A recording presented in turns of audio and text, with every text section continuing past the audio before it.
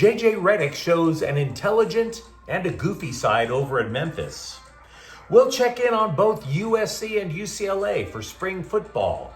And LAFC has a shot at joining the FIFA Club World Cup. Good morning. I'm James. This is your daily dose of sports and snark for the greatest sports city in the world, Los Angeles.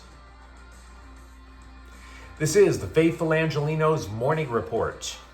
It is March 31st, 2025. Welcome back to the Sanctum Sanctorum of LA Sports. By the time you see this clip, I'm going to be on a plane heading north to Portland for work. Portland, the land where crack cocaine is making a comeback. Just like the 1990s, you know, everything old is new again.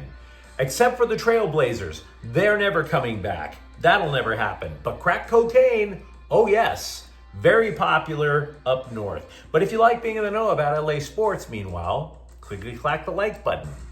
Clickety-clack the subscribe button. There's a notification bell. Hit that. It'll let you know when we drop new content. Sharing is caring. Let people know we exist. And by all means, comment. Now, before we go through the news and notes, just to remind you guys, when I have a chance, I write the scoreboard out on the big board behind me. So that means we get to go to the scoreboard quicker, or actually I should say get to the news quicker. JJ Redick, I think it's fair to say that he's exceeded expectations as a Laker coach. I admit it. I thought he would stink up the joint. It's not bad. But I also think it's fair to say that sometimes he's smart, and other times he's just too smart for his own good. Like Sheldon from Big Bang Theory, only with a better haircut. So let's start with the good side. Let's be positive. Redick called a team leader meeting before the Lakers played in Memphis on Saturday. Not a team meeting. Team leaders. Only LeBron James, Luka Doncic, and Austin Reeves were invited into the group chat. The idea was to brainstorm on offensive efficiency. Because if you've watched enough Laker basketball, the offense runs through Doncic and Reeves, and James setting screens, playing the post, being versatile around the hoop. Whoever else is on the court is pretty much there to space the floor out. So, yeah, they're helpful, but they're not vital. Said Redick, quote, "We challenge all three of them when we get to their three-man actions to play with a little more force and a little more thrust and a little more creativity," unquote. Now, the result in Memphis couldn't have been any better. It was the most points that they've scored in a game in a month. They sank 19 three-pointers. And by the way, beating Memphis mattered on a number of levels. Memphis came in the 5 seed, the Lakers at the 4. So the win strengthens the Lakers' grasp on the 4th seed, which of course means home court in the first round. They've also got the tiebreaker in hand over Memphis, Golden State, the Clippers, who are the teams that are trying to pry away that spot from the Lakers. And while Oklahoma City has the top seed in the Western Conference on lockdown, the Lakers at least still have a chance to push as high as a 2nd seed. So yeah, it was a very good idea to hold that meeting. But Redick, hey man, his brain sometimes thinks too fast. It reaches ludicrous speed, like Spaceballs. You know, how do I put this? It's been said you're supposed to love what your spouse loves if you want your marriage to work. My wife, who I adore, loves conspiracy theories. Hard pass. I'll never go there. Can't. So here's a conspiracy theory that I never knew existed about the NBA. That injured opposing players suddenly become perfectly healthy when the Lakers come to town. I never knew that conspiracy theory. I never cared about that conspiracy theory. Seriously, it goes like this. When an all-star has a devastating injury, he's sidelined until the Lakers come, and then he gets healed by a miraculous treatment hidden from us by Big Pharma. Ooh. Now, the Lakers were asked about this conspiracy theory in Memphis because John Morant, he missed 6 games and all of a sudden returns to health just in time for the Grizzlies to play the Lakers. Redick told the Scribes he went so far as to ask the Lakers analytics department to look into this. The result? From Redick, quote, "I think it's like 86% of the opposing payroll has been available to play us this year, which is by far number 1 in the league," unquote. So maybe there's more to this theory than meets the eye. No, there's not. Stop it.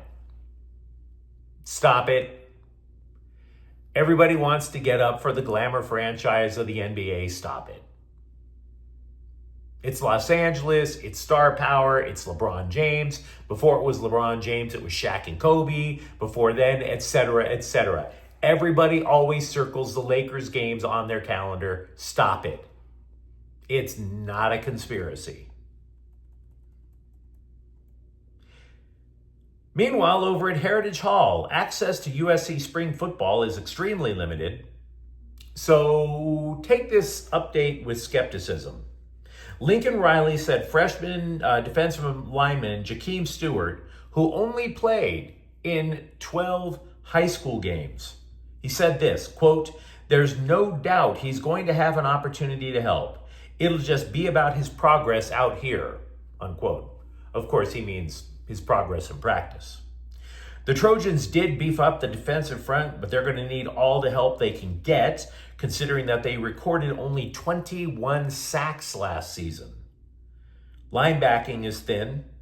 Meanwhile, on the offense, so far, we don't hear of any quarterback controversy to speak of, although Riley is happy talking both Jaden Mayava and Hussan Longstreet. So that's pretty much what they're saying out of 3 of the 15 spring practices. Meanwhile, a source told The Athletic that the front office at USC is not expected to go after David Bailey, who originally chose Stanford over the Trojans. Bailey, a defensive lineman, then recorded 14 and a half sacks on an absolutely garbage Cardinal team. And then he goes into the transfer portal, which would help. But USC is like, you had your chance. So they're just going to have to figure out where to get sacks elsewhere. Meanwhile, spring training, I keep calling it spring training, spring practice for UCLA opens on Tuesday. Now, to be honest, there has been so much change across the Bruins program, it's difficult to say what the hell to prioritize, particularly on offense, because so much did not work on offense last season. And then the Bruins, and the season ends, the Bruins turn around and they lose 9 starting defenders. So offense, defense, there's a lot to hope for coming this spring. At least Deshaun Foster knew what stunk, right? He cleaned house in the coaching staff. He hired 9 new assistant coaches, including a new offensive coordinator. Then he goes out, UCLA adds 20 transfers, and then they recruit 17 high schoolers. 37 new players to the program. You know, you can have 105 players on a college roster, 85 scholarship. That is a huge percentage of your roster that's brand spanking new, no matter how you look at it. So, if you were a Bruins fan, this is what I would suggest. Try not to get too caught up in the minutia. Stick to the basics. Who looks like they're going to lead a quarterback? For that matter, who is going to protect said quarterback? The offensive line for UCLA was terrible last year.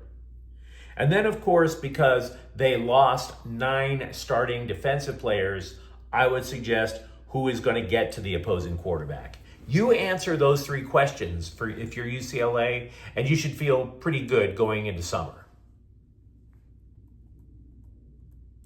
LAFC has an outside chance to join this year's FIFA Club World Cup, according to ESPN. It's far from a fait accompli. Frankly, the best way to describe the whole process is convoluted. Even if LAFC was granted a chance, the black and gold would still have to play its way in. So here's how this convoluted story goes.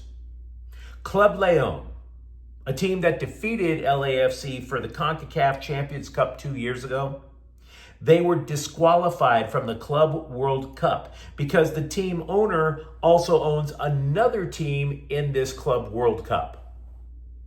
León, meanwhile, they said, well, we still want to play, and they have appealed to the Court of Arbitration for Sport, which may as well be some secret club out in Davos. I couldn't even begin to tell you what they think.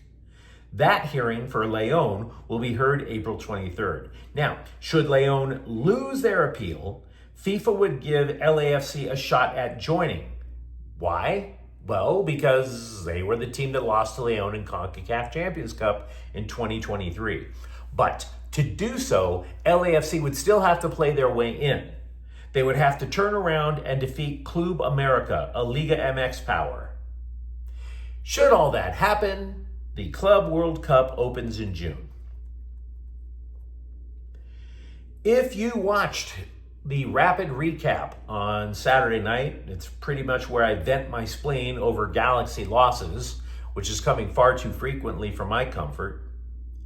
Saturday, I bemoaned how the goalkeeping has been bleeding more than Deadpool and Wolverine, only without the penis jokes.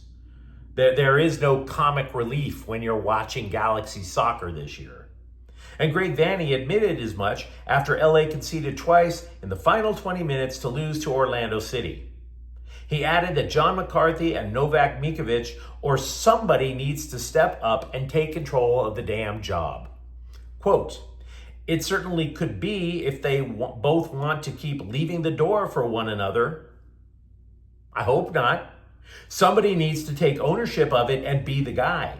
McCarthy did it all of last year, and he's capable, and he needs to bounce back. But we'll see as we move forward, unquote. Now, does anybody see that as a vote of confidence? Anyone? Because I sure as hell wouldn't want to hear that in my annual employee review. By the way, the Galaxy are playing on Tuesday night. So it would behoove somebody to take that job and not let go of it like pronto. But you let me know what you think in the comments thread. Talk to me, for example, about what you saw in the Lakers offense in Saturday's game, and can it be sustainable moving forward? For that matter, USC or UCLA football, what are you looking for in spring ball? And if you enjoyed the content, don't forget to subscribe to Faithful Angelenos. We're talking LA sports every single day. Thank you for watching. I'm James. We'll be back tomorrow. Faithful Angelenos is a Kian Corte El Queso production. Take care.